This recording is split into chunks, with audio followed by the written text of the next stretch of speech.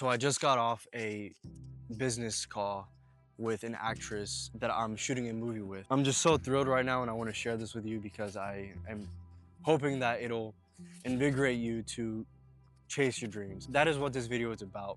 It is about taking the time to dedicate yourself to the things that you want to do. This sunset right now is a metaphor for my dreams, which is to say that as I am pushing 30 years old, I have never felt more at stakes with the actualization of what I've needed to become. I just want to share this lesson that I'm learning right now, which is that I'm working on the biggest movie of my career. And the one thing that I've come to terms with is that chasing your dreams can often feel lonely. I just want to remind you that there is meaning in those pursuits. I'm currently in the middle of winter, and it's hard some days to fester up the courage to do the things that I know I need to do on any given day to get me closer to where I want to be in life. But if there's anything that I've learned is that your dreams and your creative ambitions, they mean something. And God did not put those seeds inside of you to just neglect this movie that I'm working on. I feel this immense pressure to express it. And by doing so, I have found this fulfillment that I haven't experienced in a long time. Because I think in hindsight, this past year, I've neglected a lot of my true self and who I really am. This is the beginning of a series in which I will be sharing my behind the scenes, candid insights and lessons that I learned while I am in the pursuit of making this movie that I am working on. Last night, I watched The Avatar, Part 3. While I don't keep a tab on James Cameron, I did some background research and I found something that really inspired me. Not only is James Cameron a very, very successful filmmaker and obviously very wealthy from the success of his movies, he's also getting old.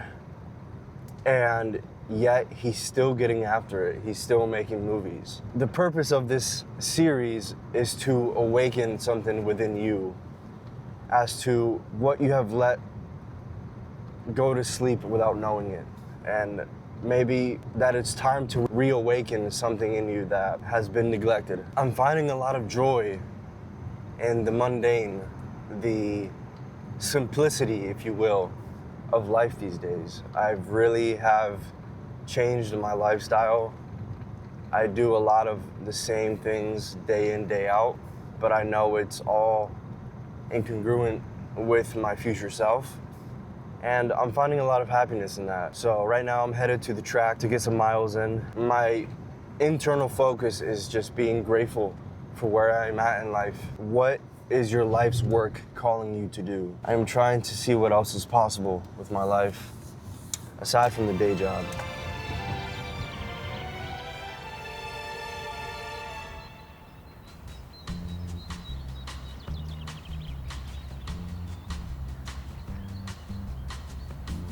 With 2025 almost coming to an end,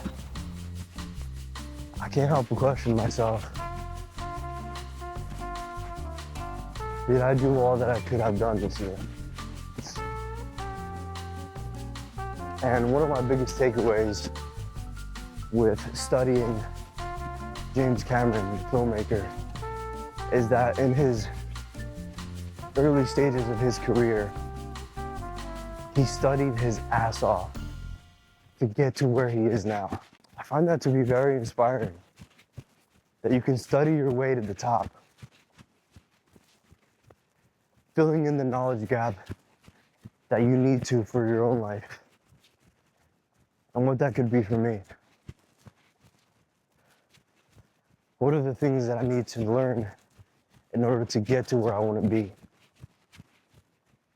James Cameron's movies often reflect his love for the ocean, his love for the abstract. That's something that I want to take more seriously into the new year. The things that I study and how I can reflect that in my work.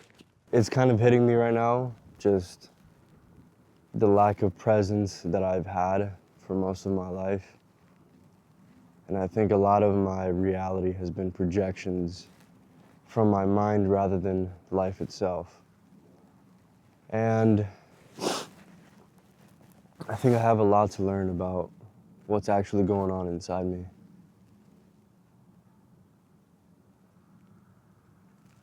And it's weird because right now I feel this sense of peace that I don't think that I've ever felt, ever in my life. I'm just grateful for what my life has become, despite certain circumstances. We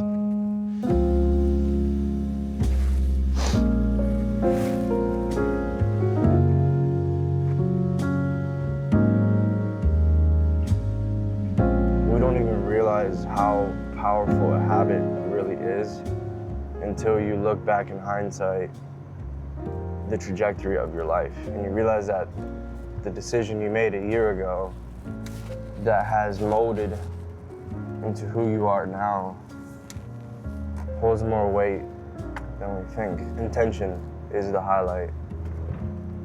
Being very intentional about the decisions I made today so that they are congruent with who I actually am and with who I actually want to be. As I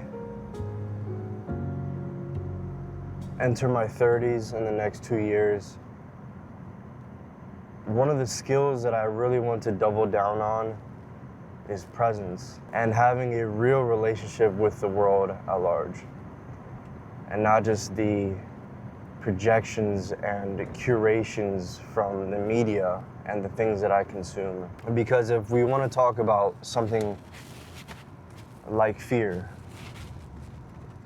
how much of fear holds merit in your life, and how much of it is projections from things that you have consumed that have really no business being in your life, whether it's something you scrolled while you were on your phone or something along those lines. I don't know. I just am not even questioning or trying to understand reality, because I don't even know if that's possible.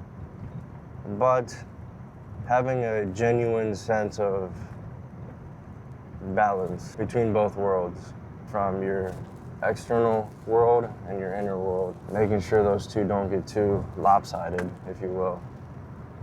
And I think most of my 20s, I would say those worlds have been pretty lopsided for many reasons. But as I was watching the Avatar, I couldn't help but feel like James Cameron was calling humans invasive and egocentric, for lack of a better word. The humans are trying their best to colonize the Avatar people and integrate into their society and civilization.